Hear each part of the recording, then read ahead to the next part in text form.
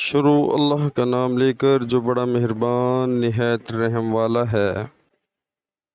السلام علیکم ورحمۃ اللہ وبرکاتہ۔ اور آداب کے ساتھ نماز پڑھتے۔ پیارے مسلمانوں، اللہ تعالیٰ اس آیت میں ہمیں یہ بتا رہے ہیں کہ نماز کو ادا کرو آداب کے ساتھ کھڑے ہو کر۔ دل میں یہ خیال کرو کہ ہم اللہ تعالیٰ کو دیکھ رہے ہیں۔ اگر ہم اتنا نہیں کر سکتے تو دل میں کم سے کم یہ خیال ضرور رکھیں کہ ہمیں اللہ تعالیٰ دیکھ رہے ہیں، اور جو ہے دنیاوی خیالات سے جو ہے وہ ہمیں بچ کر رہنا چاہیے، اور نماز میں فل توجہ سے اور آداب کے ساتھ کھڑے ہو کر نماز پڑھنی چاہیے۔ اور سب سے جو بہترین وقت ہے نماز کا، جس میں یعنی کہ ہمیں دنیاوی خیال بہت کم آتے ہیں، وہ ہے تہجد کی نماز۔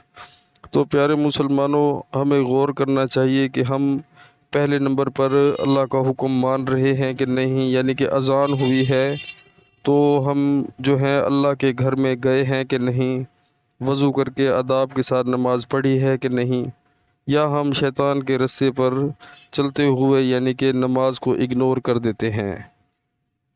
تو ہمیں اپنی زندگی میں یہ غور کرنا چاہیے کہ ہم جب اللہ کا بلاوا آتا ہے تو ہم کیا کر رہے ہوتے ہیں۔ ویسے تو اللہ تعالیٰ جس کے دل پر پردہ ڈال دیتا ہے تو اس کو بلاتا ہی نہیں اپنے گھر میں۔ تو ہمیں سوچنا چاہیے کہ ہماری زندگی کا کیا مقصد ہے۔ اللہ تعالیٰ نے ہمیں اس لیے پیدا نہیں کیا کہ ہم دنیا کے اندر ہی لگے رہیں اور اللہ کو بھول جائیں، اور اللہ کے رسول صلی اللہ علیہ وآلہ وسلم کے جتنے حکم ہیں ان سب کو بھول جائیں۔ تو پیارے مسلمانوں، خدا را اس چیز پر غور کریں۔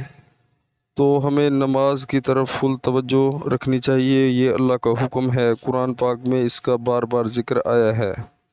تو ہمیں چاہیے کہ قرآن پاک روز ترجمے کے ساتھ سنیں، پڑھیں، اور اللہ کے رسول صلی اللہ علیہ وآلہ وسلم کے جتنے حکم ہیں سب مانیں، کوشش کریں۔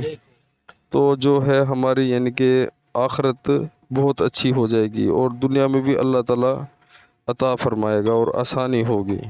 تو پیارے مسلمانوں، ہمیں دیکھنا چاہیے، اگر ہم ڈرامہ دیکھ رہے ہوتے ہیں اور اذان ہو رہی ہوتی ہے تو ہم جو ہے وہ ٹی وی کی آواز کم کرنا بھی گوارا نہیں کرتے، اور جو ہے وہ ہمیں جو ڈرامہ ہے یا مووی لگی ہوئی ہے تو وہ ہمیں زیادہ عزیز ہے۔ تو پیارے مسلمانوں، شیطان جو ہے وہ ہمیں دوزخ کی طرف بلاتا ہے، اور جو نماز ہے وہ جنت کی طرف بلاتی ہے، اور ہمیں جو ہے یعنی کہ جنت زیادہ عزیز ہونی چاہیے نہ کہ دوزخ۔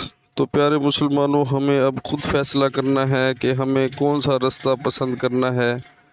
تو خدا را اللہ کے حکم مانے، اس میں بہت فائدہ ہے۔ انشاءاللہ ملتے ہیں اگلی ویڈیو میں، تب تک السلام علیکم ورحمۃ اللہ وبرکاتہ۔